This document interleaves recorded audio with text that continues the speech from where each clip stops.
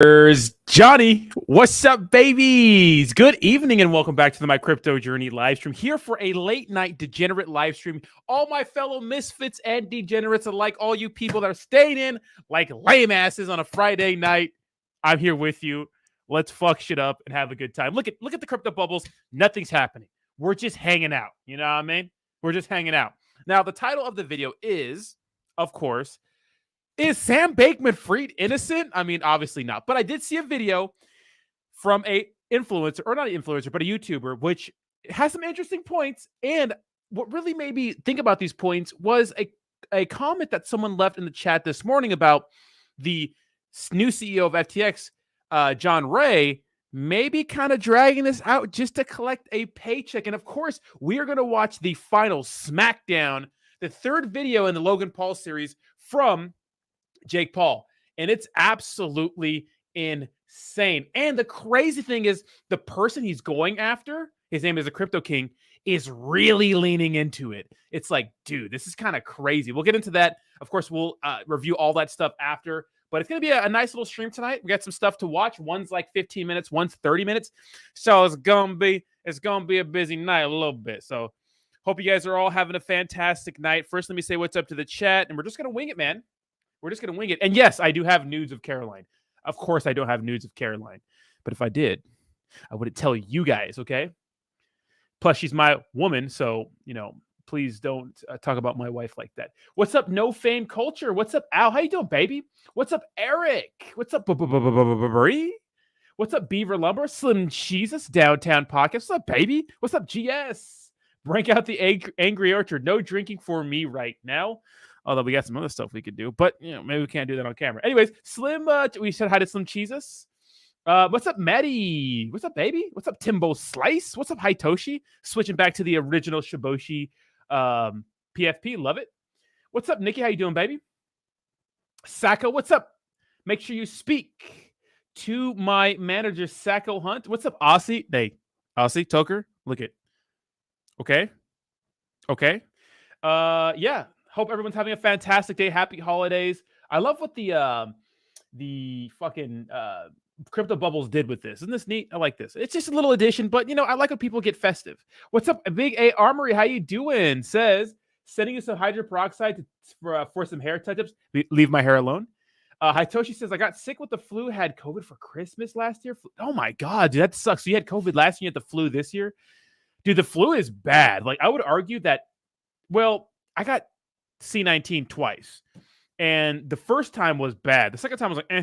But I've had the flu bad before, and that is the worst, man. That is the worst. F Joe Crypto says, clicked on your video, went to home sperm count test kit ad. Wait, what? What kind of ads are playing on my video? Hypericum says the universality of that Santa hat theme is almost suspicious. You know what's funny? This is weird. So I was in the gym today, right? And I'm just getting after it. And like this new gym that I'm going to, like I go to a weight training gym, and I also go to an MMA gym because, you know, I'm throwing hands more these days. But I did some weightlifting today. I did like a full body workout. And I'm sitting on my bench, right? And this fucking old ass white dude comes up to me. And look it, I'm not an SJW guy at all. Like, I think it's corny. But this black guy this white dude, this old white guy, kind of frail, comes up to me. He's like, hey, he's like, how's it going? I'm like, it's going well. He's like, I like your hair. You should be at the beach. And I was like, I don't know what that means. And I'm like, yeah, blondes have more fun. That's been my joke, because when people say, oh, your hair's blonde, it's like, yeah, funny. And then he comes back and says, have you seen The Golden Ticket? And I don't know what that is. And he's like, oh, I watch all the black people movies. I was like, what? He's like, I watch all the black people movies. And I'm like, I don't.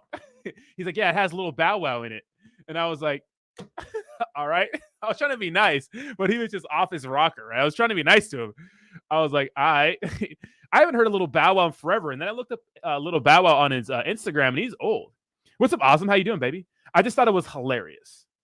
Big boxer out here. Watch out, guys. I'm not a boxer. I kickbox, though. You don't want to see me, baby. Tomorrow morning's sparring. Unless I turn up tonight. I don't know. I kind of want to go out tonight, but there's really like nothing really going on. Well, so there's nothing really going on. Like, all my friends are like in another city, and I turned up like a motherfucker on Wednesday. Wednesday was crazy, guys. Like, Wednesday, I literally like, okay, so I met some friend and he's like, hey, you want to hang out with my other friend? So it's Wednesday night. I go to like this fire circle thing.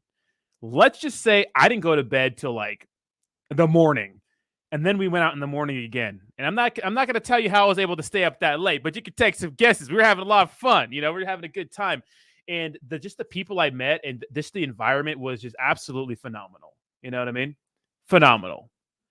And I want to go out again. I really want to turn up, but I have to do coffee and crypto tomorrow morning, which, dude, I will stay up to like 6 a.m. and still do coffee and crypto. And actually the days where I'm like hungover or like I stay up all night, like coffee and crypto is actually fantastic. Like sometimes I go for like 3 hours. But then I have sparring at 10 a.m. tomorrow, and I can't be. I don't have to go to sparring, but I'd like to throw hands tomorrow. Yeah, it's called a kickback, but we went to a bunch of people. Bahamas orgy? No, it wasn't a Bahamas orgy, but all the Medeas on his DVD shelf. That was hilarious, bro. What's up, Ozma? How you doing, baby? Yeah, what's up, Tracy? All right, let's get into this video, and let's see what Tech Lead has to say about the SBF situation. First, let's do a little review. So if you guys didn't know, remember that story we covered earlier today about that judge being her husband being associated with FTX and BlockFi? Well, check this out. U.S. judge assigned to the SBF case steps down due to her husband's law firm previously advising FTX, which is absolutely fantastic. That means there's not going to be any conflict of interest. And I figure that once that came to light, she would step down too. So that's news. Also, Caroline Ellison admits to a judge that she and others stole billions of dollars of FTX from FTX customers.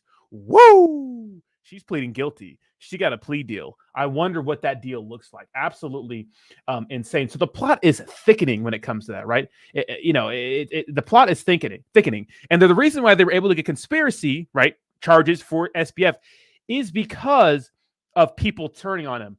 But this morning, someone asked an interesting question in the chat, like, well, what about this John Ray guy? He's pretty shady. He's just trying to make money from the situation. And Tech Lead has an interesting take. Now, I don't think that SBF is innocent, but this is an interesting point of view. Let's watch and react. Tech Lead here.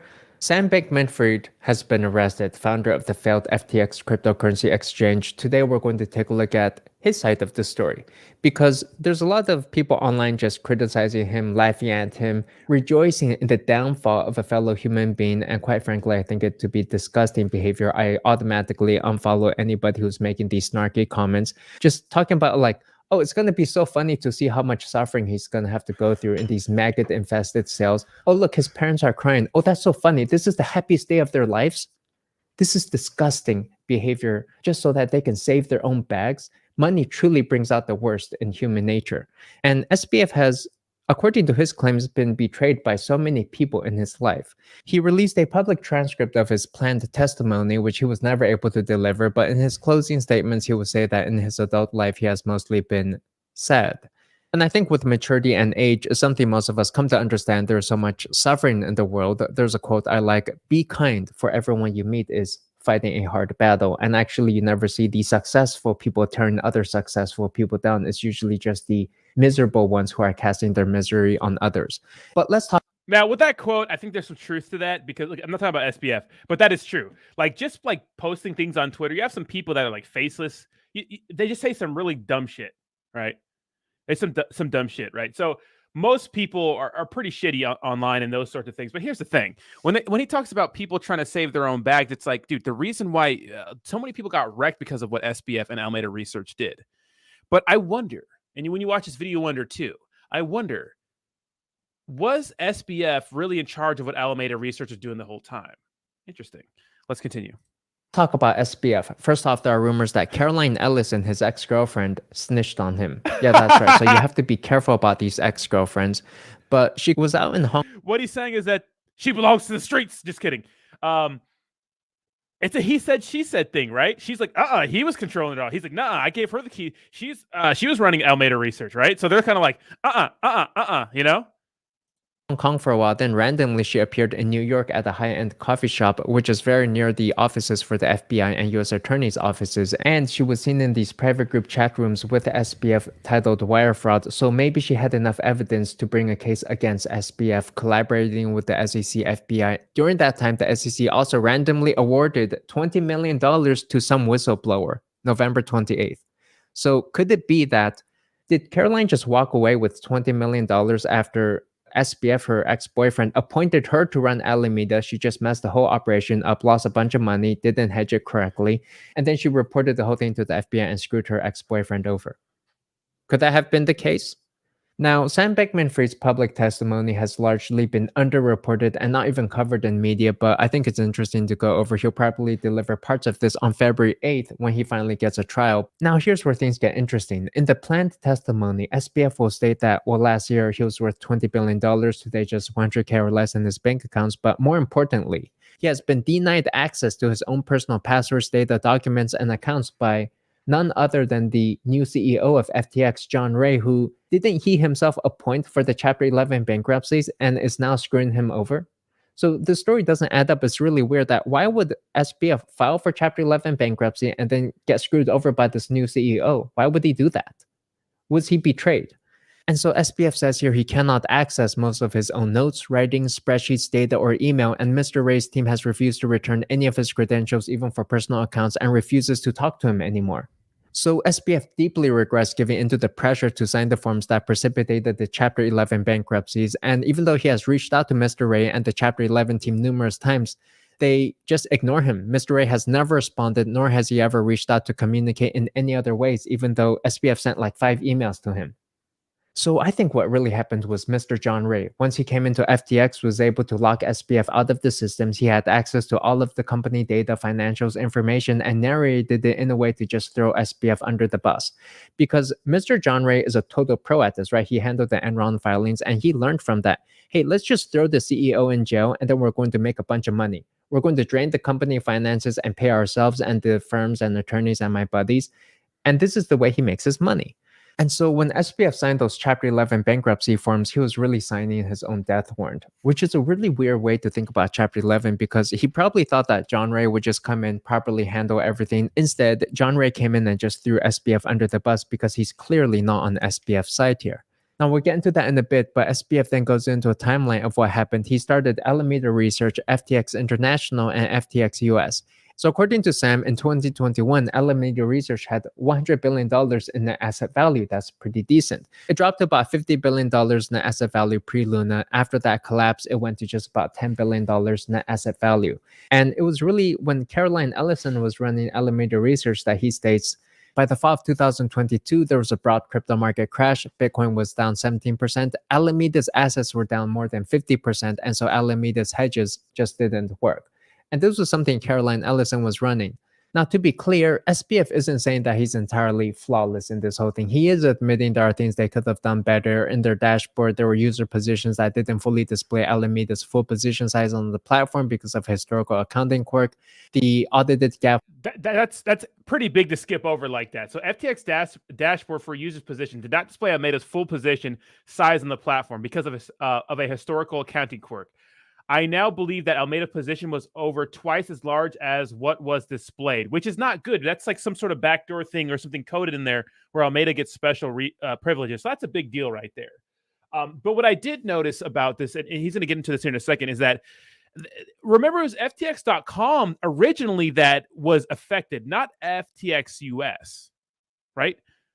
Yeah. So, do I think Caroline Ellison is completely innocent in all this? No. Do I think SBF is? Absolutely not. He's going to get what's coming to him. But maybe it's not so black and white as we think. Now, keep in mind that this guy, so Big A says, one scammer coming to the defense of another scammer. Look, I've been following Tech Lead for a while. I know exactly all about this guy and OneCoin or whatever the one token he had, that cryptocurrency thing he had that was supposed to be like worth 1 million for some shit, right? Obviously, it was a rug. So, you know what I mean? But yes, he's trying to be a contrarian 100%. And you know what's ironic about all this is the day before he was defending SBF, like, hey, let the authorities have it. Handle it. Literally the next day, SBF gets arrested, which is absolutely hilarious. But let's continue. financial statements were correct, but they were more reflecting corporate financial state and not entirely customer risk. So that's one thing to know about these audits. They don't necessarily reflect customer risk, and the overall risk management for FTX could have been better. But is that to say that SBF himself was solely responsible for the entire collapse of FTX and FTX US? And his claim is that FTX US is entirely fine, and that what he imagined what would happen was that John Ray would come in, they would take over FTX US only. They will not mess around with the FTX international stuff. And that FTX US would just be liquidated and everybody would be made whole. That was what he probably imagined would happen, and everything would just be fine on the US side. And on the international side, SBF maybe even imagined that he and his team would continue running that, but John Ray just came in and presumed control over everything, taking everything over.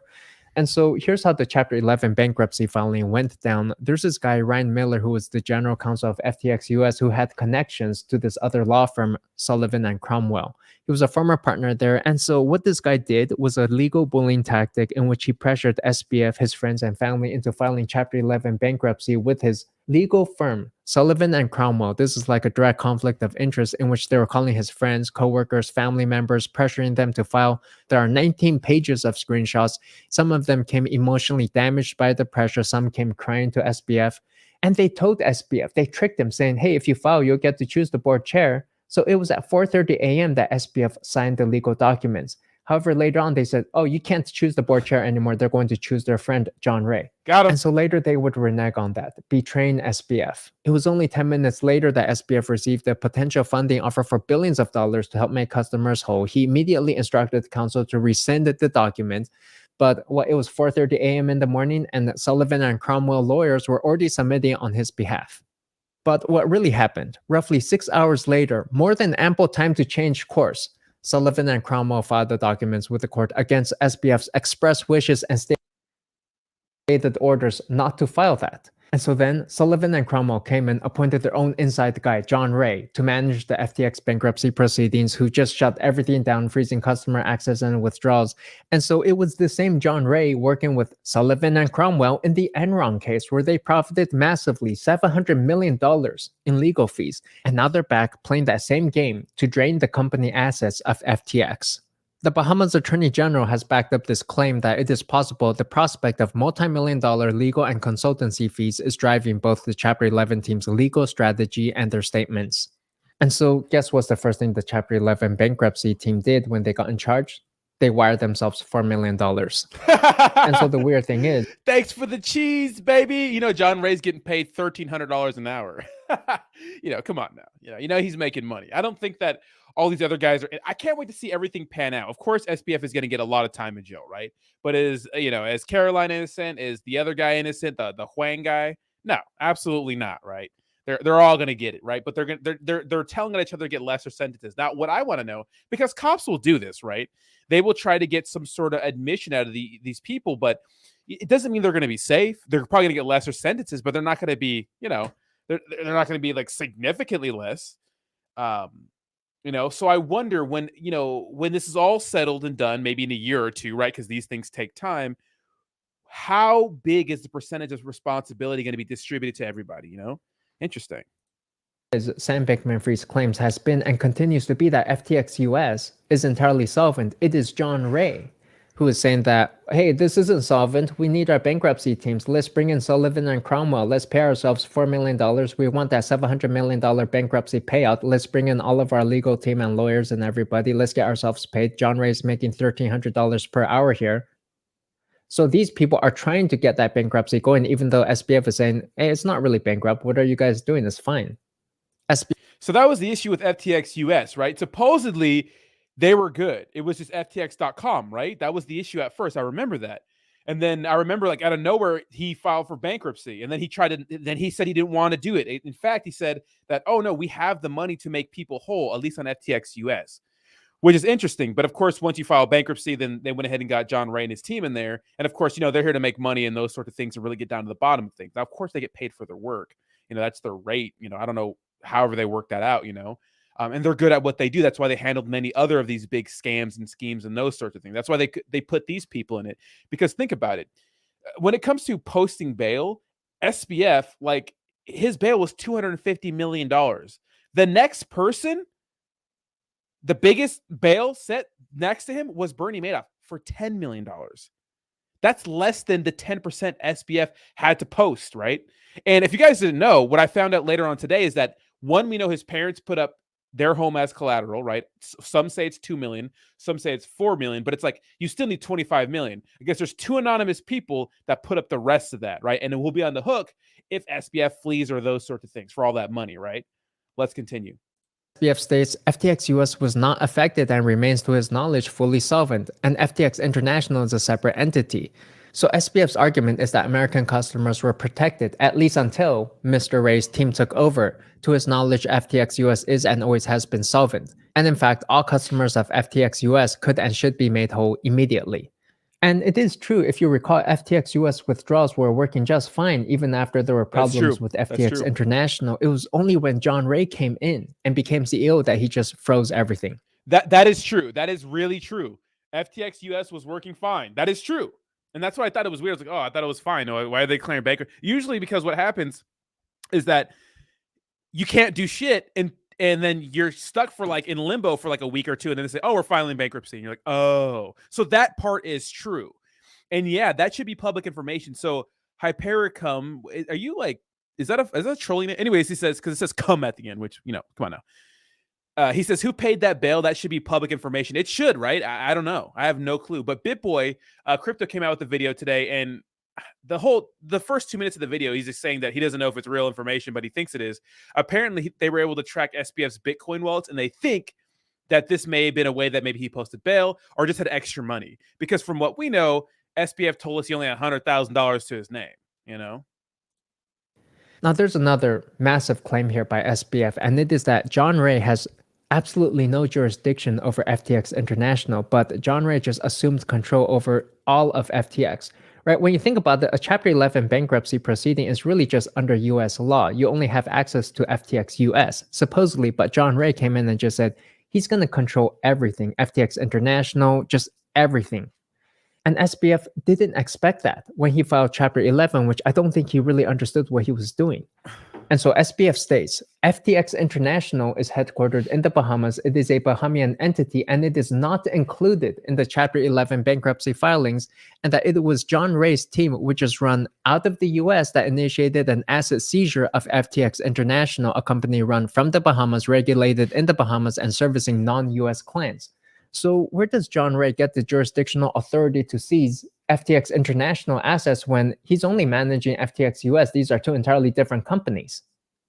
And so SBF states, John Ray is not the CEO of the primary operating entity of FTX International. People just mistakenly think he is, and they're giving him that authority to seize assets. So SBF's argument is that John Ray has overstepped his mandate, illegally seizing overseas assets of FTX International, which he has no jurisdiction over, including assets for properties, credentials, passwords, cryptographic keys, domain names, and governance. SBF states that team does not have the legal authority to lead the global restructuring and financing effort. They are not the current CEO, board of directors, or locally regulatorily appointed administrators of FTX International. And then SBF highlights a bunch of lies and false accusations made by John Ray against SBF about things like how SBF isn't being cooperative when there have been no attempts at communication at all. He closes by clarifying some misunderstandings. He states he has never attempted to manipulate the price of Tether. He was not involved in the 3AC collapse at all. He explains his relationship with CZ and FTX, kind of concerningly that CZ would never submit any KYC documents, at least to the US, because he just wants to stay out of that game. For that reason, FTX had to just buy out CZ's share. He denies any front-running by Alameda Research against customer orders, which I kind of believe given how unprofitable Alameda Research is. He says he doesn't have much money stashed away. He's mostly an effective altruist. He's denied any conspiracies with the government of Ukraine. He's just trying to facilitate pathways for contributions to Ukrainians and their defense. He says there was no hard partying culture at FTX. They were just playing board games and having some dinners, which I know it's hard to believe, but these nerds, they actually do play board games all the time. I saw it with my own eyes at like Google, Facebook. We would go to ski resorts, offsites, and these nerds just played the board games the whole time. And as for that MSAN patch, he uses it as an antidepressant. He's been sad most of his adult life, which I can sympathize with. These nerds, they're just studying most of the time, hitting the books. And he actually went to like MIT. He's brilliant. Not like what Lex Friedman, who only pretends to do MIT. SBF actually went there and studied through the 4 years, graduating with a degree in physics and math. And so then he was arrested with a lot of self-congratulatory political fanfare, placed in a rat and maggot-infested Bahamian prison where he will probably spend Christmas alone because he was denied bail. And as I understand, the judge presiding over this would be the same one who sentenced Ethereum developer Virgil Griffith to 63 months in jail just for speaking at the crypto conference in North Korea. And so how things have changed, in which the crypto community seems to have completely 180'd. In my personal opinion, we should be going after the political recipients of almost $40 million of FTX donations, and now those people don't want to give those funds back. And the people like John Ray, who's always trying to hide his expensive watch in his testimonies, or his legal buddies over at Sullivan and Cromwell, I don't know if they necessarily have our best interests at heart. And SBF, although he's not entirely innocent in this, I don't know if he deserves what he's getting here. I think it's a shark bloodbath, and SBF is caught in the middle. But that'll do for me. Let me know your thoughts on SBF in the. So what do you guys think about it? First of all, Tech Lead, smash that like button. I'm already subscribed. Am I not subscribed to my actual channel? I guess I'm not. I think just my YouTube channel. Yeah, so I like his content. Obviously, it's a little cringy sometimes. It's funny, it's dry humor, and those sorts of things. I can't really relate to some of the programming stuff because he's into that kind of stuff. But it is interesting, right? It's a different take. Obviously, I think SBF is guilty, obviously. But we'll have to see how this plays out. Now, do I think, it's black and white as SBF is guilty? No. Of course, there are other things in motion. And that's why I thought this was important to share, because there's different sides of the story. You know what I mean? There's more than just what we're hearing from, the mainstream media. So, yeah. Robert R. with the $20 donation says, Merry Christmas, Roddy. Thank you so much for the early Christmas gift. It's not even Christmas yet, but thank you so much for $20. I just bought 3 orders of spring rolls before I started this, so that actually played for my spring rolls. So thank you so much. Sebastian says, bro, he talks as much shit as you, but you're funnier. Dude, I know. Dude, I be talking shit, right? Hypericum says, I wonder how much of the choreographer SBF was. This is an enormous industrial-sized complex of interdependent situations. Yeah, 100%. And what I really want to know is who he gave money to. That's what I want to know. And I want to know who how much money and who received that crypto or money that was dark, right? That wasn't made public. Because we know how much he donated on paper, but how much, because he says he donated stuff, that was dark. Will that, information be put out there? Now, here's the thing. If they were gonna Epstein SBF, because people think that they're gonna Epstein SBF, right? But I don't think they would give him house arrest, right? I don't think they would do that, because he has a chance to put more information out there, maybe tell on some people, right? He can do that now. I'm sure he has restrictions about going online and those sorts of things, but he could do something where he could put some information out there. So I don't think it's that kind of situation, or they wouldn't have given him bond, or maybe they didn't think he'd be able to do 250 million, and he was able to. So that's interesting. That's interesting. There was a picture from Altcoin Daily I saw with him on a plane. Excuse me, Altcoin, which I thought was interesting. So if you check this out, this was earlier today. It says, spotted on a plane. You see SBF in a beanie right here in first class and whatnot on a plane, and people are mad about this picture, but it's like, he's going to fly first class, dude. You know what I mean? Got any more of them user funds? It says first class too. This time it's taxpayers' funds. Oh, Lord. Eric says, by law, any entity that the services the U.S. isn't required to have infrastructure in the U.S. If it services any other customers outside it, they must be segmented or face possible sieges as well. Robert says they're probably going to use SBF to get to CZ. I heard about that earlier today too. And CZ said some stuff earlier today about FUD. And I'm going to save it for tomorrow morning just because, I want to. Cryptos RS. He doesn't really post much on here, right? Cryptos RS? Yeah, he doesn't really post much on here. I don't know why. Downtown Podcast says, if any of us did what SBF did, we would go to jail straight away. 100%. Rules for thee, not for me. It's obvious in our society more than ever that there is a club and we're not in it, right? We're not in it. There's a club, rules for thee, not for me, baby. 100%. Your ass is going to get thrown in jail or get a big fine for hiding a $600 deposit into your bank account without reporting to the IRS. That's what's going to happen to you. CZ is a crook. A lot of people think so. Now, I don't have any reason to think that. But we'll see what happens the next year. This is going to be a big year for crypto, guys. I seriously do think there's going to be some other big black swan event. And the beauty of, but the thing about the beauty of big black swan events is that you don't know when they're going to happen. You just don't. They just happen, right? And I don't know what that's going to be. And I think there's going to be a fall and a crash of something big in crypto, whether that's Tether, something like another cryptocurrency exchange. I don't know. But I think it's going to be bad, and that'll be the actual bottom. A lot of people are thinking that this market is not going to recover till maybe mid this year, maybe in quarter 2 this year, something like that. And then we'll have a hyper, like parabolic pump in the middle of 2024, right? So Tyra Wright with the facts, 100%. 100%. Now, this next one, oh boy. So a little bit of context here. So this Crypto King guy, and you'll see why this is heinous right here. The Crypto King guy says, "What did you spend $6 million on?" And he says, "Whatever the fuck I wanted." So if you guys don't know, this guy, along with Logan Paul and other people, we're gonna get to the actual story here. If you guys watch the first 2 Coffeezilla videos with me, this one's gonna blow your fucking mind, because this is a lot of stuff we're familiar with, and it seems like they wrecked the whole community. And this guy was a big part of it, and he's kind of pretty much dunking on the people who lost money. You know, he says right here, didn't actually make $6 million. This is a troll. But it's kind of like corny that he's doing this kind of stuff, you know, when people got absolutely wrecked, right? Crazy. Let's watch this Coffeezilla video. We'll end the SBF thing, because it's a big deal in our space, right? And Logan Paul and these guys should be absolutely held accountable, because they did what a lot of other scammers do in our space, but they did it on a larger scale. And their reach is absolutely insane. Logan Paul and Crypto King, their reach is absolutely insane. Absolutely insane. You know what I mean? So let's watch this video, because it's 30 minutes long. It's quite a long video, but we're going to react to it. And yeah, it's crazy. For the last 6 months, I've been working on my own NFT project. We've put hundreds of thousands of dollars in it. Personally, the whole team, $1 million plus. We had an issue with Coffeezilla, where our lead developer took the code that he made, fled to Switzerland, and like held it hostage for $1 million. He literally never paid me anything at all, ever. Eddie promised me, 5% tokens and $1 million. He literally never paid me. This reporter says Eddie's entire story is fake. The biggest reason it failed, in my opinion. Doug, I'm not the bad guy here. Yeah. There's some actual out there. Yeah. And it's not me. Like, I'm here to build. Fucking straight lying, right? Straight lying.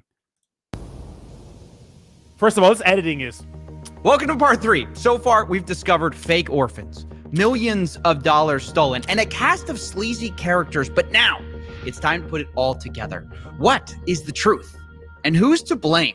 We're going to start by going through leaked text messages of the Coffeezilla team to understand all of their motivation. Then we'll go to blockchain evidence and show who sold what. And finally, we'll confront some of the people responsible. But before we can do any of that, we have to start in March of 2021, 6 months before the token even launched. Our 4 suspects, Logan, Crypto King, Eddie, and Jeff, are in a group. So, of course, a little bit of a background, guys. Crypto King is that influencer we just saw. Eddie is this guy who pretended to go to MIT, right? Who was an orphan, who worked for the CIA. All bullshit, right? He was even on Fox News doing some kind of cooking show. And they asked his wife, where did she learn that recipe? And she even dimed him out saying, oh, his mom taught me. So obviously he's not an orphan, right? And then, of course, Logan Paul and his manager. Let's continue. Group chat discussing Coffeezilla, which starts as a copy of something else. Quote, I like imitating crypto kitties, Jake the Crypto King says. Logan replies, I agree. And initially, it wasn't called Coffeezilla at all. It was called Crypto Pets, and they were going to sell a Pets token. And pretty early on, it became clear this was all about money, how they were going to sell this thing to investors. In fact, Crypto King said he thought it was worth at least $20 million in only 6 months, saying the range is insane. $20 to $210 million. It's beautiful wherever we land. Damn. Eddie jumped in at this point and talked about how he could sell the project as an investment to a friend, Matt Higgins, saying, quote, he has to spend that $350 million somewhere. Why not us? And Logan says, I love that idea. Crypto King, I'm in. And of course, you have Jeff saying, let's go. So you can see right there, they wanted to sell this game before it had even launched. Now later, Eddie amends the list of investors and says, quote, investors will be Gary Vee, Todd Morley, James Altucher, Ryan Kavanaugh, and others confirmed on my end. Damn. Supposedly they had $100 million of investment interest. Now, I actually went to some of these investors and asked if this was true. And the one person who responded denied it, Ryan Kavanaugh. Quote, nope, not even a little bit. So this looks like it could be yet another lie from Eddie Ibanez. But either way, it looks like there was more issues than just finding investors because the team wanted to pre-sell tokens. And I mean, come on now. You know, this is a tale as old as time in our space. And that Ibanez guy has been lying through his fucking teeth his whole life. What's going to stop him from lying now? This pre-sale stuff hits so close to home because everybody and their mom does it. Let's continue. not everyone was sure it would be legal. Jake the Crypto King mentions that, quote, if we have a pre-sale, it opens us up to SEC issues. And Jeff agrees and says, don't want to do anything that brings the SEC eyeballs. Now, not everyone wanted to be so cautious, though. Logan argues everyone does pre-sale with coins. Eddie agrees. He says, you absolutely can do it. I have the SEC down, private and pre-sale.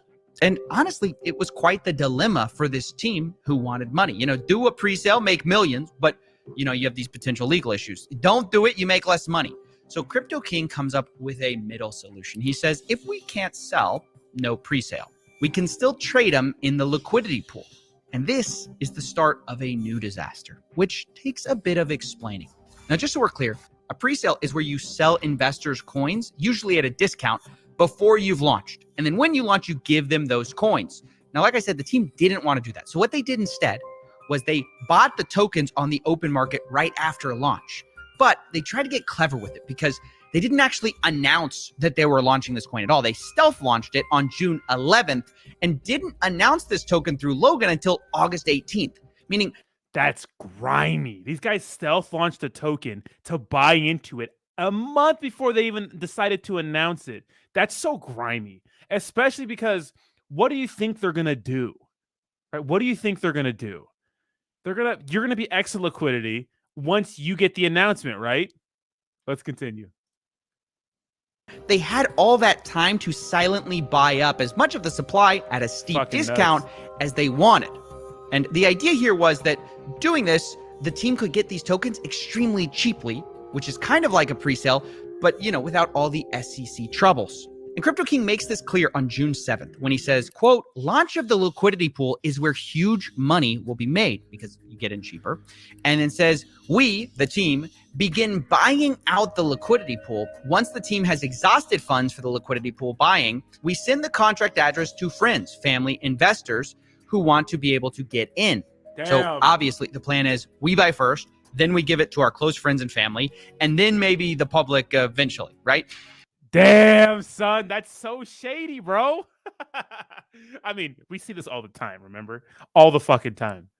And even the day before, Crypto King reminds everyone, quote, Zoo Day is tomorrow. I highly recommend everyone get a few $100 to a few $1,000 in Zoo when it goes live. It will likely 10 to 1,000x. So that was their plan. Rather than doing a pre-sale, they were going to do this stealth launch and hopefully get tokens cheaply the same way, but without all the legal troubles.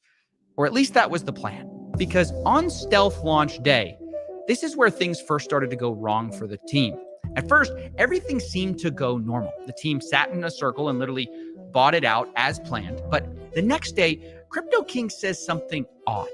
Quote, a bot is playing with our token. Kind of cool to watch them work. But he doesn't mention who this bot is. And he also says the asshole finished selling, but doesn't mention who that is. Now, Jeff, Logan's manager, replies upset. He says, how do we prevent someone doing what they just did again? We went from a $130 million to $26 million market cap in 2 hours. It's not cool to watch. Uh-oh. Logan jumps in. Yeah, wait, how did that happen? And he also says, what asshole? How did anyone get this token except for us and none of us sold? And I think actually this is incredibly suspicious because the implication of what Logan's saying is, hey, we tried to scheme this really well. We tried to all buy this without letting anyone know. How did anyone else figure out we were buying it, right? And this is where a fight ensues. That's going to become really interesting. Like a bunch of scammers just fucking, you know, hey, you're scam. It's like we plan to scam everyone, but now we're scamming each other, right? Because how easy it is for one of these guys to just tell friends that we're launching this, and their friends to set bots or buy it themselves. But also keep in mind, people track things on like DexTool when it comes to volume. So if a lot of volume is coming to this crypto, like people are going to know. So it could be one of the two, right? It could be either or. Let's continue. Crypto King deflects the question by saying, my buyer pushed it back up to $40 million. And Logan says, no, bro, F your buyer. Explain to me what just happened and how there were 30 token holders. And Jake tries to explain that this was just traders and bots happening to find the token. But Logan says only 5 of us knew about it. Jake says, well, many people chase volume and new tokens. And to some extent, he's kind of right. But Logan replies, cap. He doesn't believe it. Quote, I can't be the only one who thinks that's too incredibly convenient. Like someone was tipped off. And look, no one's more critical of Logan than me. But as I'm reading these texts, I was kind of like agreeing. Like, yeah, it does seem too nonchalant when somebody's ruining your secret plot. You know what I mean? Because Crypto King was acting very strange. He says, we created $40 million out of thin air. This is a success. Logan replies, this nonchalance worries me.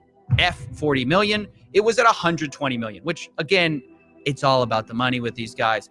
But truth be told, I did agree that Crypto King's attitude seemed strange in these texts. I mean, he's not wrong that bots are a thing. Traders are a thing. But it sounded like he didn't want anyone to look into it. So naturally, I looked into it. And what I found surprised me because there were bots, but there's also unusual human activity during this time. So I tracked the 5 biggest buyers of the Zoo coin. And lo and behold, this is what I found. Logan was one of the biggest buyers, which is what you'd expect, but he wasn't the biggest. In fact, 2 of the biggest wallets seem to be associated with Crypto King himself. Got him. And here's where I paused. I said, wait a second. Why did this guy buy more Zoo tokens than Logan when this is mostly Logan's project? I thought Crypto King was a small part of this team.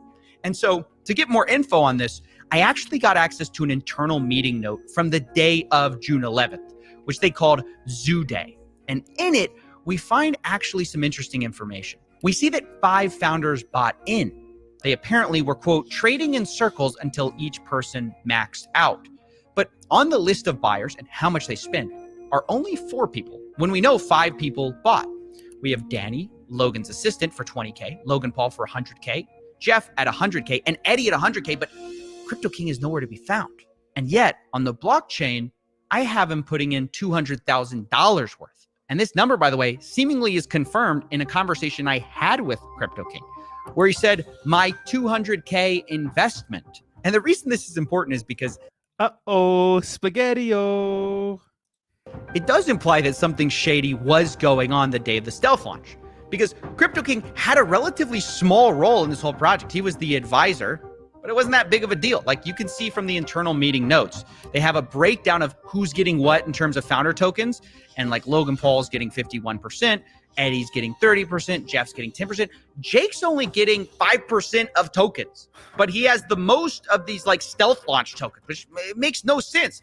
And it got me thinking that maybe what explains this suspicious behavior around like, oh, don't worry about who is buying at the time of the launch.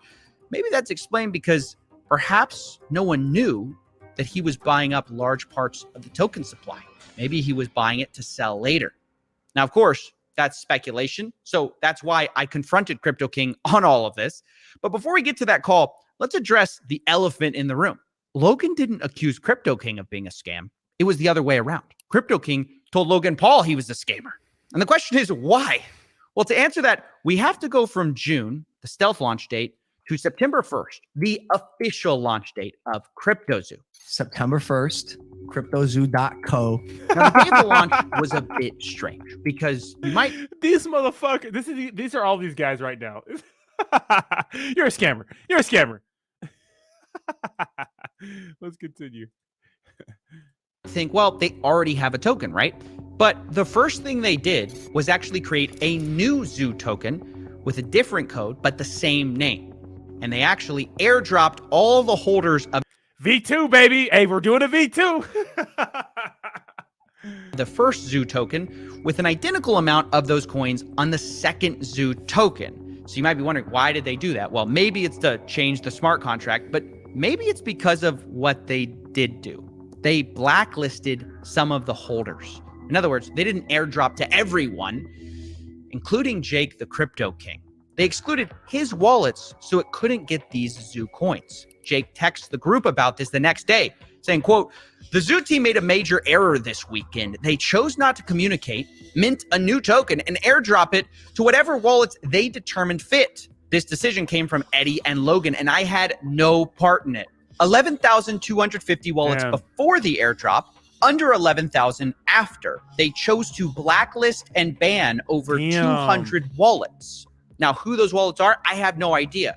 But he continues, quote, "As a founder like Logan, Jeff, Eddie, and Danny, I had purchased a large quantity of tokens. 5+ of my wallets had been blacklisted from the original team's buys." Now, I don't know why he had 5+ wallets there, but okay. He says 80+ billion Zoo tokens were confiscated from me today without any communication. So, wow. Damn. That's why Crypto King accused Logan of stealing from him or scamming. It's because he was frozen out of a lot of his wallets. Then we get to the text you guys all know. He says, "Logan, you stole $40 million.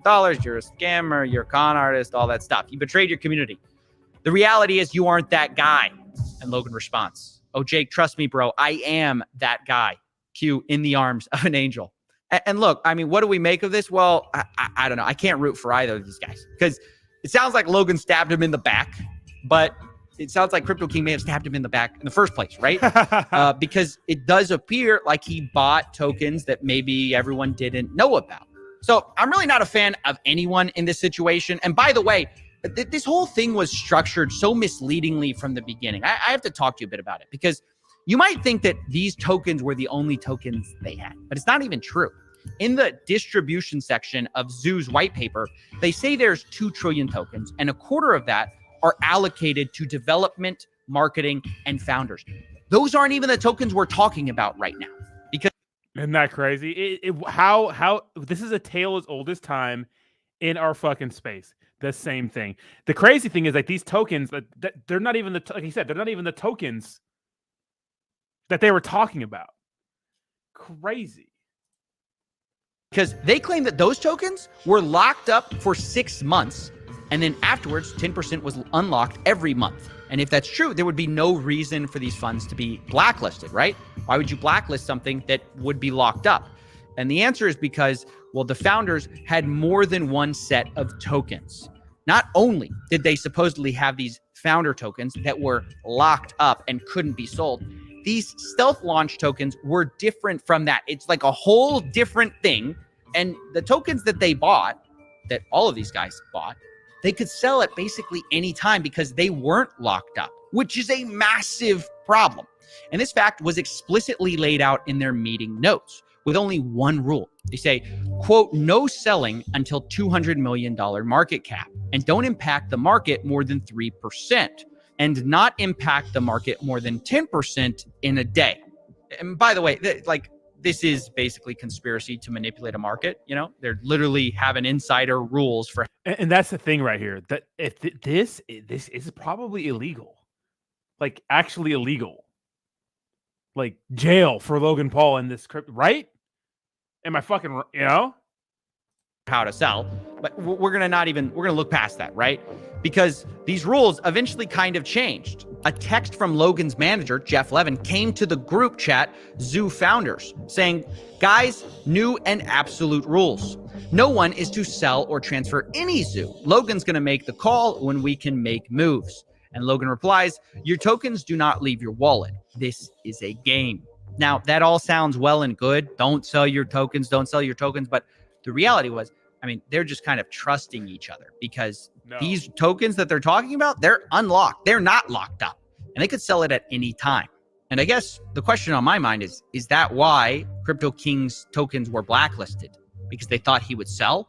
Or maybe it's just the fact they found out he bought and they didn't know about all those tokens. It's honestly hard to say without knowing more evidence. And this is where we're going to jump into the blockchain. Now, I've tracked the wallets of the entire team and identified the largest seller of Zoo in the team. Here we go, baby. It wasn't Jeff. It wasn't Danny.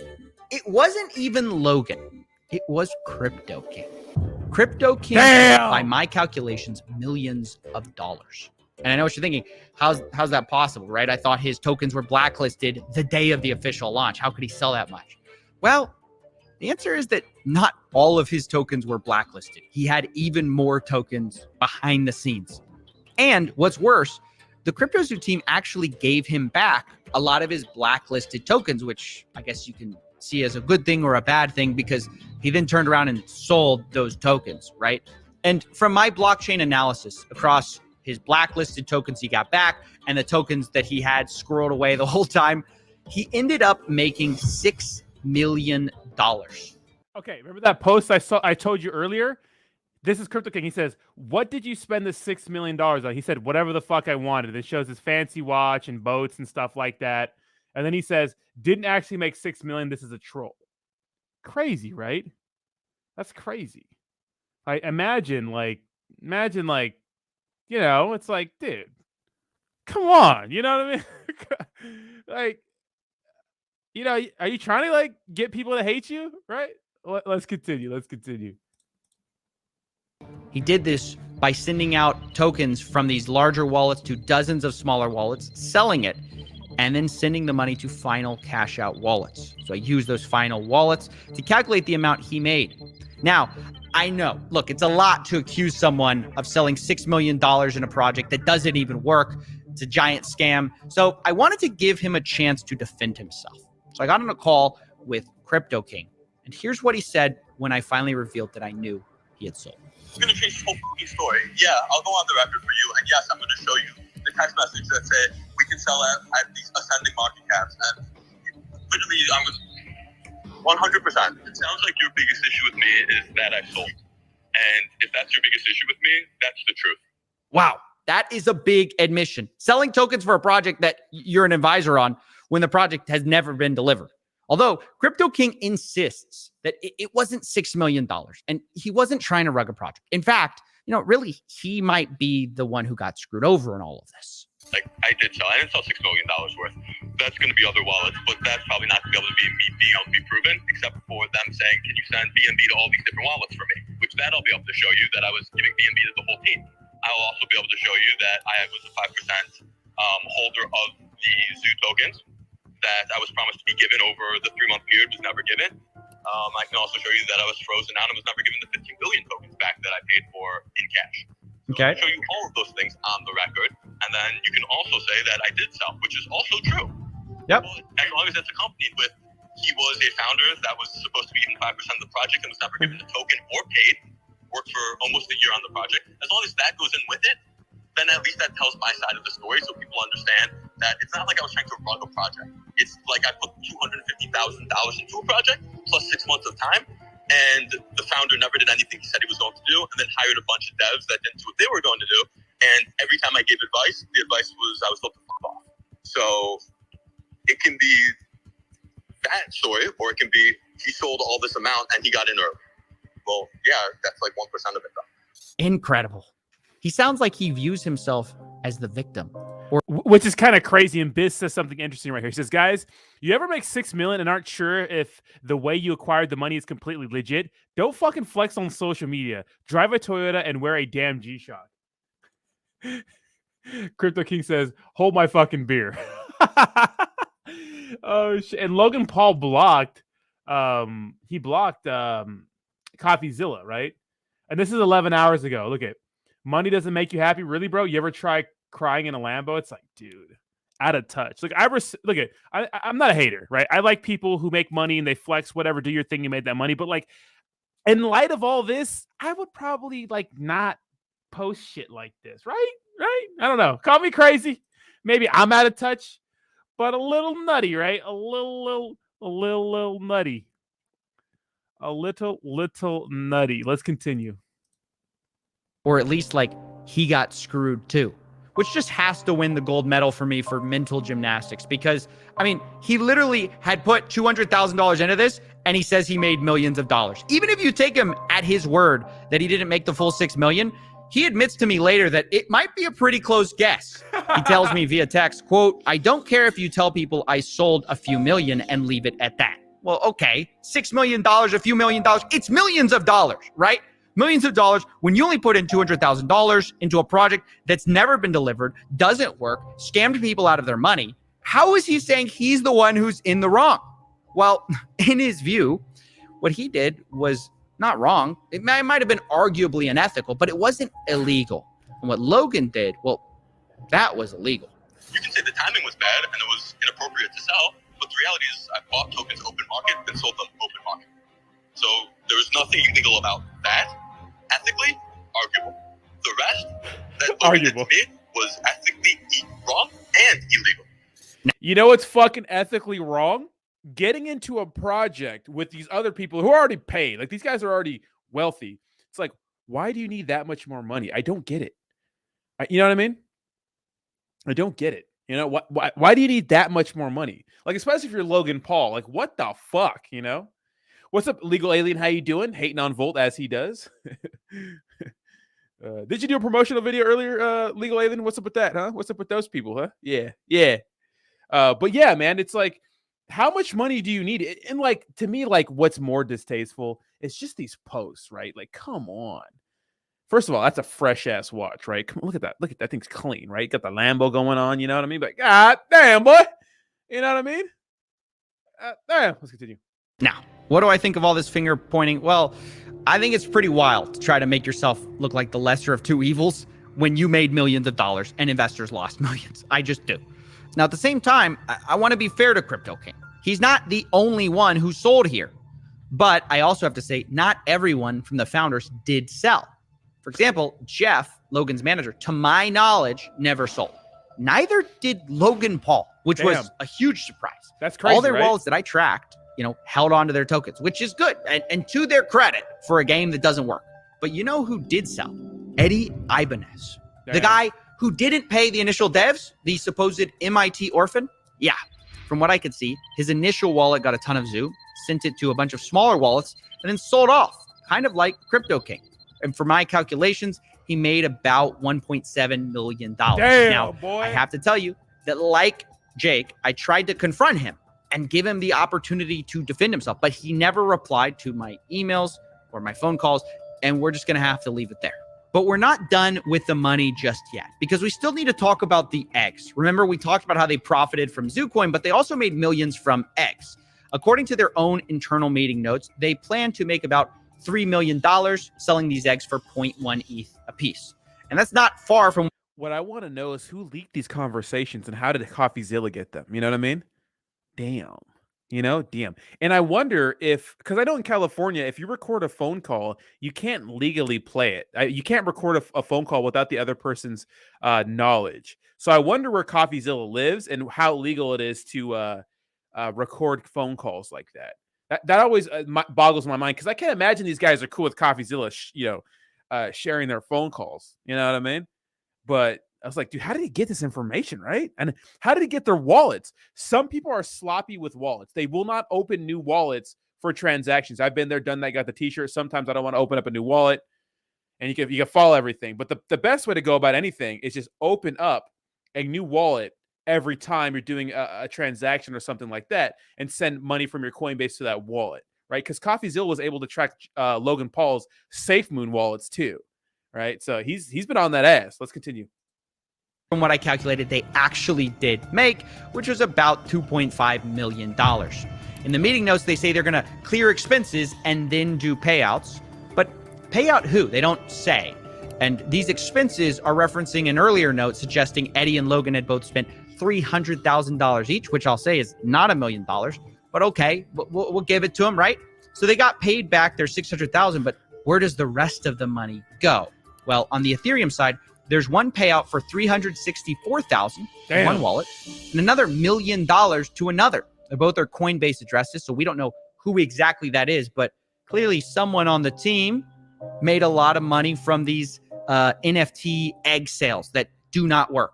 And on the Binance Smart Chain side, where they also made money selling eggs, the zoo that was spent was supposed to be set aside for 50% to be burned, which they did, but the other 50% was supposed to be allocated for wildlife charities and crypto zoo development. Now, neither seems to have happened because all the money is in a wallet that the team still controls. So there are open questions about, where that money is going to go. and where the Ethereum money went. Did it go to Jake? Did it go to Logan? Did it go to Jeff? Did it go to Eddie? We don't know. But what I know for sure is that no one was innocent, although there are certainly shades of guilt you can argue about because, of course, not everyone did sell. You could look at that as the most important thing. Logan Paul didn't sell. Jeff, Logan's manager, didn't sell. But does that make them innocent? Well, I don't think so because they never built a game they promised people.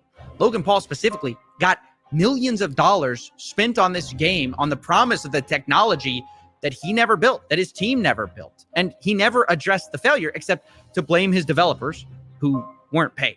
And you could say he promised to work backwards to fix it, but then never did.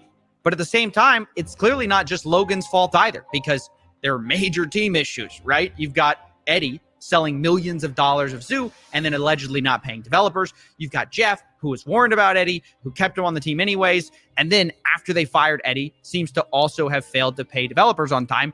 And then you've got Crypto King himself, who sold the most, but claims he was the guy who was scammed, which is the stupidest thing I've ever heard. It's just like Avengers Assemble for the worst possible team you can imagine to build a crypto game.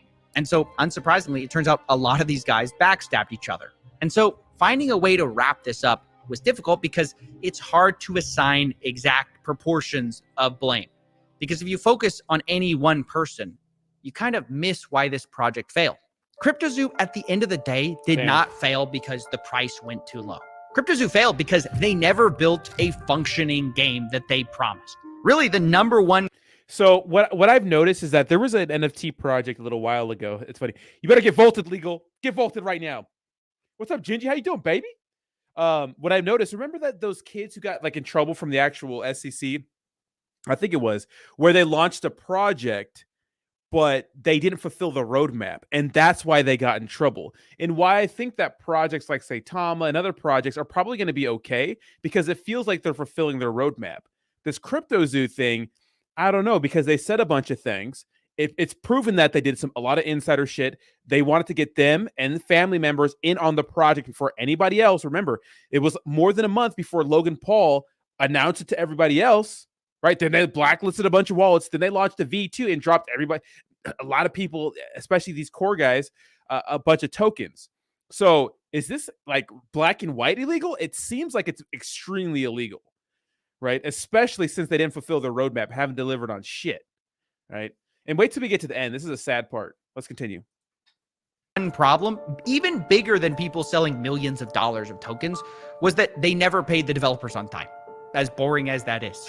And as a result, the investors not only got rugged for millions of dollars, which is a problem, but they just didn't get the core thing they had bought from the beginning, which was not a crypto project, but something different.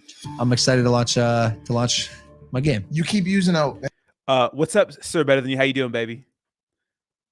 You said hi to me in person? No, you didn't. and you just did it again. You keep using a word there. Game. You're not using like a project. It's a game. It's a game. It's a really fun game that makes you money. That's it. That to me is the biggest scam in all of this. Yes, it's a huge problem. People stole millions of dollars, but it's a symptom of the larger issue, which is people didn't actually care about the game or this, whatever you want to call it. They just cared about the money. And this is ultimately what happens when you have an influencer LARPing as a businessman. It's what happens when you have a liar LARPing as a developer. And it's what happens when you have a shady crypto guru LARPing as a crypto king. You end up with a mess. And in my personal opinion, a fraud as well. And now that this thing blew up in their faces, these four seem to be dodging accountability faster than SBF dodges calls with me. Because I have reached out to everyone involved. I've tried to get all of their statements on things. So far, no one has taken accountability or offered to refund the victims at all. They're all hiding, pretending these victims don't even exist. But they do exist. And throughout my investigations, they've been the heartbeat of this whole thing. So I decided to close this investigations in a bit of a unique way. Rather than me deciding who's to blame or me deciding what you should think, I want to give them the last word. Everyone's to blame. Logan, in the sense of his poor management, is his project. He still made these promises to people. I think everyone. Now, real quick, I want to say that on the first video, I think the biggest investor I saw put $500,000 into this. $500,000. $500,000 for you smooth brain motherfuckers out there.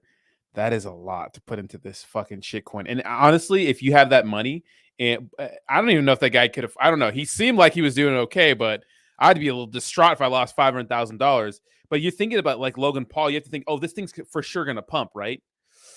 Guess not.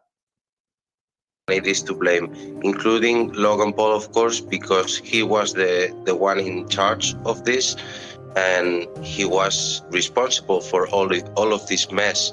Everybody has a big part and a massive cross to bear.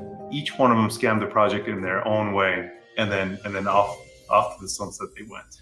It was his job to check the team, to make sure that everyone is working together, to make sure that he is giving the funds of the people that put it into his project under his name to people that he actually trusts. So in my opinion, if the team failed to perform, that's Logan Paul to blame. The community is destroyed.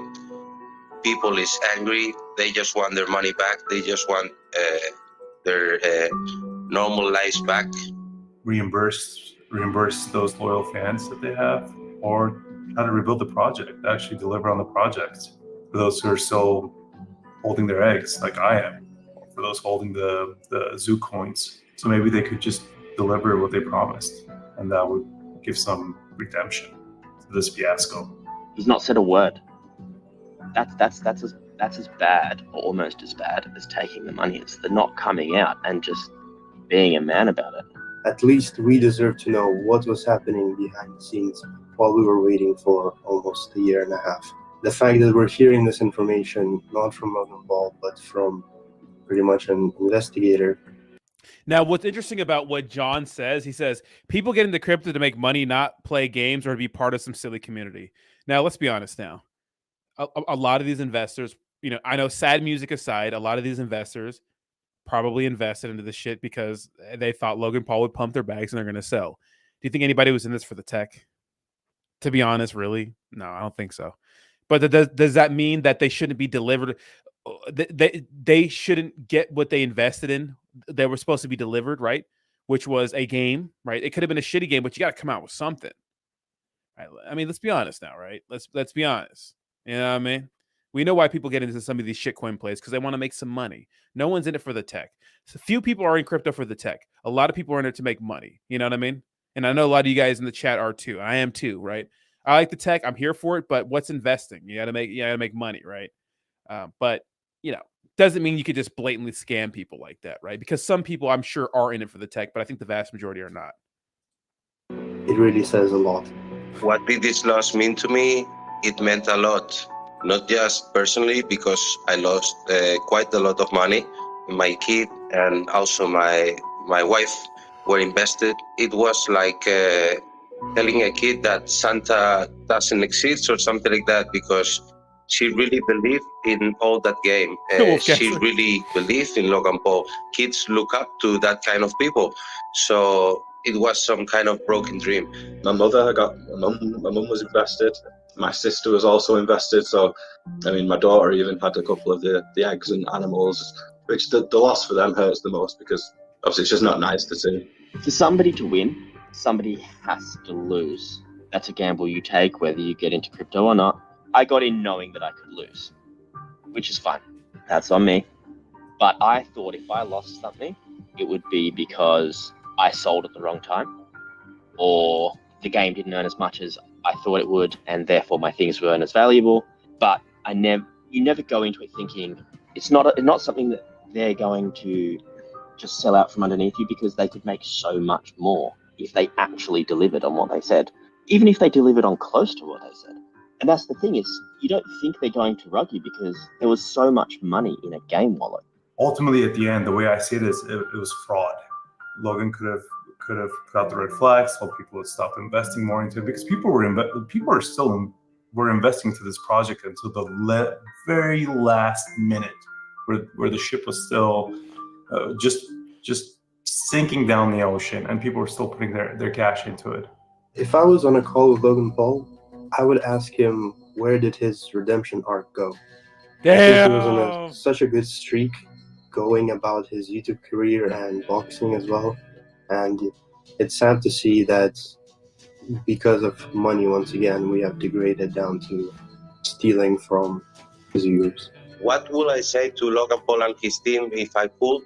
Well, actually, I could because I have an NFT from other project that gives me the right to see Logan Paul, to meet and greet with him, and I will actually use that right to tell him this story again, show him this video in front of me, and see how he reacts when he sees that my family, my whole family and my kid are affected with this situation, because I think that's not human. You would think that Logan would have told his fellow followers, his loyal fans that, hey guys, back off, red flag, things are there's turbulence in the water. No, not a single word, nothing whatsoever. To market products at children and knowing full well that his team is made up of people that he believes are shady characters. Yeah, he still goes on Forbes interviews and says the game is great for kids. It's gonna be amazing. Who loves it most? Damn. The kids. Their kids love it. Our developers' kids, all of them, cannot stop playing the game. Damn. I think that is inhumane the way that side of it's been marketed. Knowing what's happened since, knowing that all of the people that were there from the beginning, like all of the guys that I'd speak to on a daily basis, that we've all just got nothing now.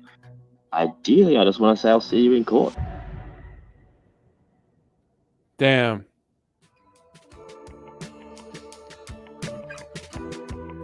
Dear Steven, there are certain legal issues around the company and its products that precluded us at present from answering any questions.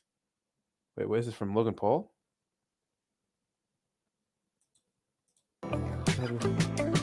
So, dude, what a fucking banger from Coffeezilla, right? And then Logan Paul, of course, posted this even though he's blocked.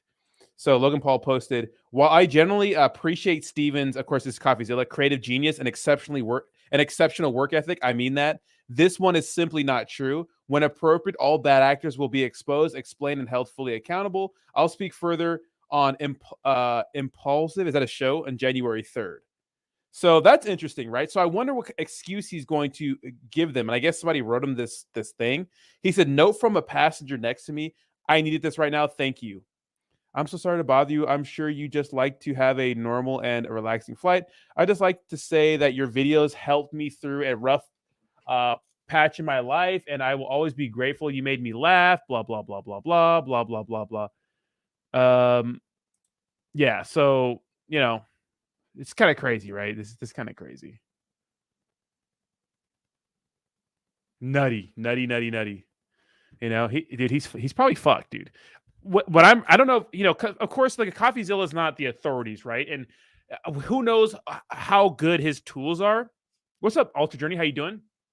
What's up, everybody joining?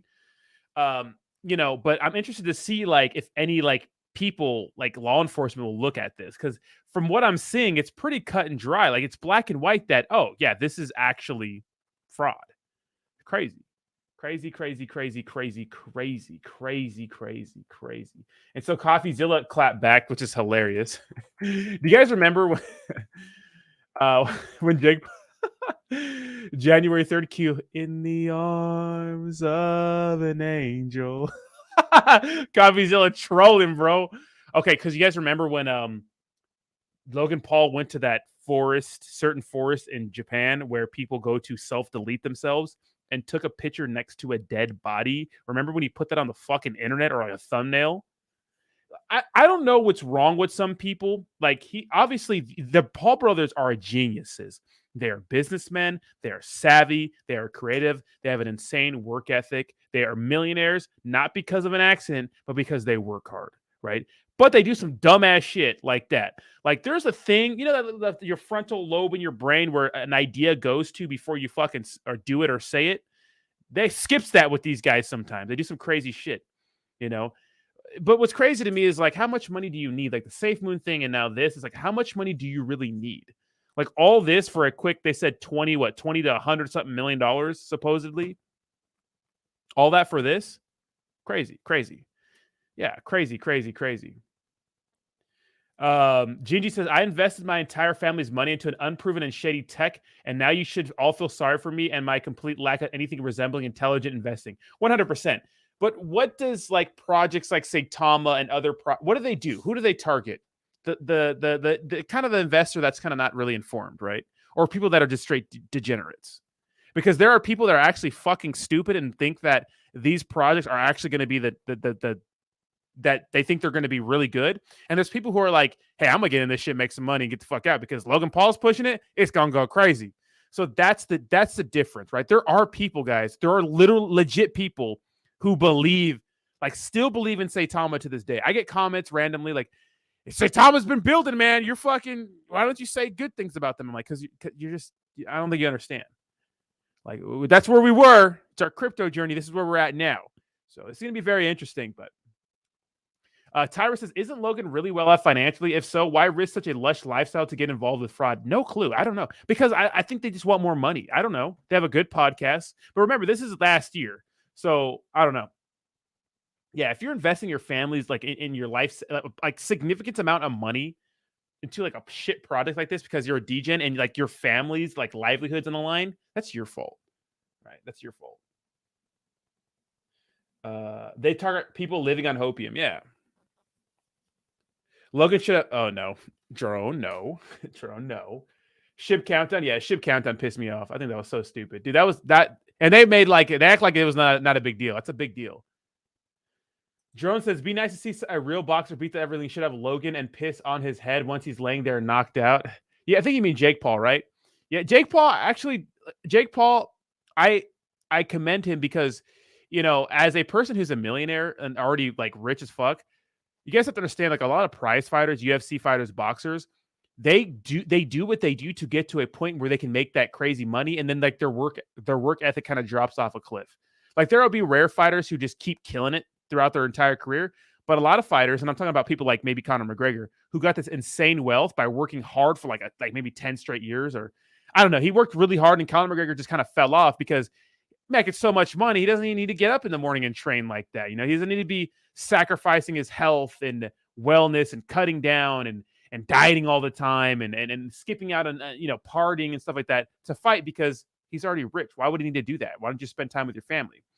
But Jake Paul to me is he still does it and trains and boxes for fun. And yeah, he boxed Tyron Woodley, an ex-UFC fighter, but Tyron's still dangerous. He boxed Anderson Silva. Anderson Silva is dangerous.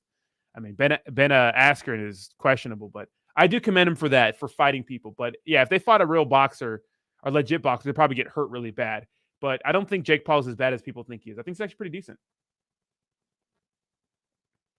Remember when Hinox said Saitama was the next Google and Apple? Yeah, that wasn't smart. We all know Hinox wasn't smart. Hinox is kind of making that shit up as he goes. Hinox is a prime example. And look at, I respect Hinox as a person. Do your thing. Make you know, your business. Make your business successful. But I called him out for it because it's a tale as old as time. He's just pretending to be some guru who knows stuff about cryptocurrency. He does it. And people are going to follow him and think he's an expert. And people are going to look at his wallet and buy what he buys. You know? Because that's what they want to do. That's what they want to do. You know? So. Gigi says, Saitama is the next Shiba. Generational wealth. Strippers, tourists, blowing rent. Respectfully. Yeah, where the hell has Hinox been? Yeah, Hinox doing his thing. I think he's on Snapchat, or not Snapchat, but Instagram and TikTok, right? He's pretty popping on there. Slim Cheese says, I saw a dude in Saitama hoodie at the airport a couple weeks ago. No fucking way. Did you beat him up? Hi, Toshi said, if you have a kid and you're investing into anything Logan Paul is putting out, you're a special kind of investor if you don't know what I mean. I know. Money makes fighters soft. Yeah, I mean, that's what they're doing it for, to make money. Fighters have such like the most awkward like life because I spar twice a week. Saturday nights and Wednesday nights and Saturday mornings. And my shins are tore the fuck up from Wednesday, and I got to spar tomorrow morning. I can't imagine going through fight camps. And imagine how easy it is to get injured. It's crazy. You know, it's crazy. Biz says, I criticize these people, but I put 50K in Crow. Is Logan Paul the dev of that? Because it's looking sort of how, like, yeah. Well, every cryptocurrency is looking like that, right? The crypto bubbles, you look at everything year to date, like, you know, Bitcoin 66% down from its all-time high. Ethereum's down 70%, right? It's not all-time high year to date, right? And those sorts of things. 250 application fee for a Saitama debit card. You don't need an application for a debit card, right? I hope nobody looked at Hinock and thought he was an expert. A lot of people did. A lot of people criticized me when I called him out and stuff like that. But, you know, obviously, come on, we're not. I mean, we weren't the smartest people in crypto, but we just know when something's fucked up, you know? Hinock was on a private jet, though. He's the real deal. Dude, that chick he was hanging out with, Maddie, she's a little baddie. But you could tell she was full of herself and like super narcissistic. I could just tell by her few interactions she was on video. I don't know where she's been, but she is fine. Go check out Hinock. Okay, let's do that. Why not? Hinock. No? Actually, not the first one that pops up. Okay. Where's it at? Shorts. These are still good. These are good views for right now, right? These are good views for right now. Like, look at the 5.7. He's got the short thing down. Okay, let's watch this. How's your crypto portfolio, young fella? $144,300. We are up $2,000 day over day, right before Christmas Eve. I'll take it. How's your crypto Dude. What the fuck is this? What the fuck is this man said? Some solid Apollo. Go check fucking Biz. Sold some Apollo. Go check the balance now. Dipped her over about 5%. Average crypto owner. Fucking guys are assholes, dude. Damn, that's just bad. It's not good. Yeah, but he's still working, man. He's still working for those. It's Apolloina. It has to be Apolloina. Apolloina's not a bad project. You know, I do a partnership with them. They're not bad. They have good intentions, but you know, I don't know. You guys are ridiculous if you think like, you know, he's not just showing Apolloina. It's fine. You know, they have good intentions, and the dev is not too bad, but it's bad. It's kind of bad. Like he has really good views in these shorts, man. Really, really good views. You know. So I respect the grind. You gotta respect the hustle, but look, I'm not coming for advice, right? Just not doing it. Business straight up savage. I know he is, bro. Zach Humphreys, Apollo. They say they're not devs. I had a suspicion that Zach and Austin were in on the project, but Zach got all butthurt when I said he was. Like he DM'd me saying like, hey, I'm not a dev. I apologize, but then he unfollowed me on Twitter, so I unapologize, Zach. I think you're in on Apolloina. Apollo's a scam. I don't think so. I think it's okay. I think that it's actually a decent project, but I still like Apollo. Hell, I made a good money after. Yeah, Apollo was pumping, bro. I could tell my boy to start a crypto coin and say I'm not a dev. I mean, honestly, like even with my platform, we could start a cryptocurrency and probably pump the shit out of it, but I'm gonna dump it. So that's not for me to do. People have offered, bro. Somebody came to me recently and said, you should make a token with all the influencers and everybody should send it. And I was just like, what is that going to do? That's just going to rug in a month. What is that going to do? You know, what are we going to do? Now, I had an idea with another person about launching a token. We thought about it for a long time. It just never happened. It just never happened. We wanted to make it happen. It just never happened. You know, it just never happened. Hinock looked like he smells his TP after he wipes.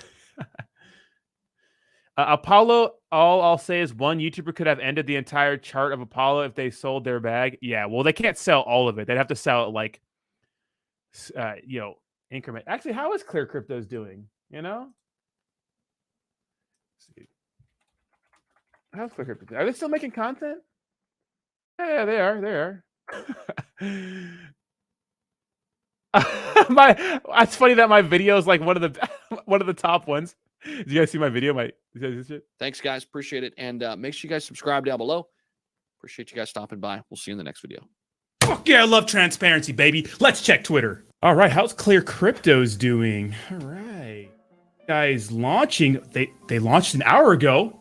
The contract address is right here. Can't purchase on Uniswap or Clear Crypto's fiat is also accepted.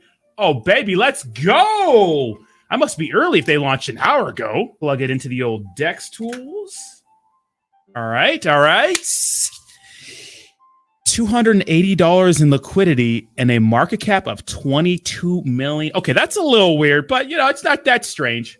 All right, so they announced that they were launching at 7:30, and it says right here they launched at 1. Now, I understand you got to look out for front-running bots, but 6 hours, that's kind of insane. Let's check it out in Etherscan. Weird. 161 holders? How? In such short amount of time. That's weird. Let's go look at some of the holders. Check out this wallet right here, one of the top wallets. See how they're doing. This wallet holds $30,000 in Apollo Inu. That must be a coincidence. Sure, it's a coincidence. All right, look at some of their ERC20 transactions. Why are they dumping so much clear cryptos? What the hell is going on here? All right, so we have a sale about 47 minutes ago for $1,000 in wrapped Ethereum. Then we have another sale for $1,000 in wrapped Ethereum. All right, looks like they're dumping all of their clear cryptos tokens. We have another one for $5,000 of wrapped Ethereum. Okay, that's getting a little weird here. We have another one for $5,000. All right. We have one here for $2,000. Getting a little strange here. We have another one about an hour ago, right when they announced it, for another $3,000. And look at all of these purchases for Clear Crypto 6 hours ago when it launched, well before they announced it on their Twitter. Nope, I'm just overthinking it. There's no way the most transparent and clear crypto project in the space could be doing anything suspicious. Could just... That's crazy to me, right? That shit was so shady when they launched, bro. So shady, right? I was like, what? I was like, no way, dude. No way. But let's check their YouTube out. Yeah, they're fucking shady. Let's see if they're still making content. I mean, as long as they're still making content, right? Damn, it's not, whatever it is they're doing, it's not working though. 20 views is not, it's hard for views right now though. It's really hard starting a channel. This is cool. Who's this? Adds more shit without even saying. Damn. It's hard making content right now. It's tough. And I know they got PayPal working with MetaMask. What does this mean? You got Austin Hilton and Zach Humphreys.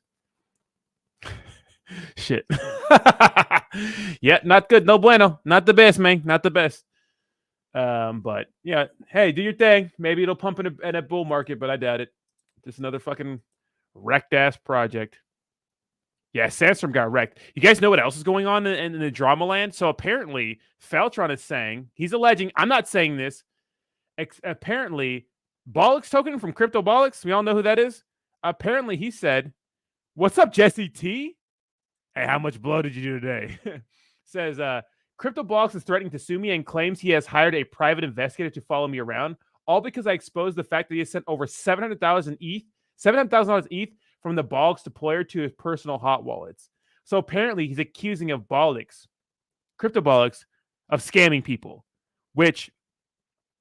So I'm not saying CryptoBox is scamming people. I don't really know CryptoBox that much. We're kind of friends on Twitter. Like we go back and forth and talk about MMA and stuff like that. But I want to see how this pans out. This is very, very interesting, right? And what's particularly interesting about all this is that at one point, me and CryptoBox went at it on YouTube one time because he made a video saying that Saitama LLC wasn't connected to Saitama. Anyone can make an LLC. I made a video where all you had to do is make an account on the LLC website, and then you could see who the actual owners are, and he didn't take that extra step. So I made a video called Crypto Bollocks, like bollocks as in like that's bollocks, like that English slang. So where's Bernie? Back me up. Where the fuck you at, Bernie? Anyways, and I put his picture on the thumbnail, and he hit me up in a DM saying, "Hey, you don't have permission to use my picture. Take it down, or I'm gonna do a DMCA." I'm like, it's fair use, dude. It's a public picture. I can use your picture. But I ended up taking it down anyways because I didn't want to deal with it. And that was around the time Ryan Patty gave me a copyright strike. So I didn't want another one. Yeah, so this is interesting. I mean, did he send $700,000? That's crazy. This is why I want me launching my own token, $700,000? Please. I'd take that any day, Anyways, guys. I'm going to get out of here. It's 9:15. I'm not going to turn up tonight. I'm just going to take some edibles. Edibles as in like edible food, not actual edibles as in marijuana. And I'm going to watch some Rick and Morty on my couch and eat a bowl of popcorn because I've been turning up a lot and I just want to sit in. You know what I mean? Jesse T says the thing is he took $700K of the project's money into a hot wallet on an exchange, which can't be tracked. Temptation is real. Yeah, that's the thing about exchanges. But real quick before I leave, I'm wondering, guys, if shit hits the fan, right, and you actually go to court for these crazy things, is there some sort of like, will exchanges like dox your wallet addresses that you sent or received money from? You know what I mean? From your exchange, if like the government wants it. Like, I wonder, you know? That's what I always worry about because people send money to exchanges and to hot wallets and think it's okay. It's a hot wallet, so who knows? But I wonder, right? Anyways, y'all, thank you so much for hanging out with me tonight. I will see you guys tomorrow, 8 a.m. Pacific Standard Time for Coffee and Crypto in the AM, babies. And then Sunday, we'll be doing an extra long stream to hang out with the degenerates and all you misfits who don't have anything to do, like myself. We'll have some fun and kick more shit than Bruce Lee. Thanks a lot, guys. I appreciate you guys. Have a fantastic night. Thank you so much, Jayhawk. I will take that with me. And I will see you guys in the morning. Bye-bye. Bye-bye now.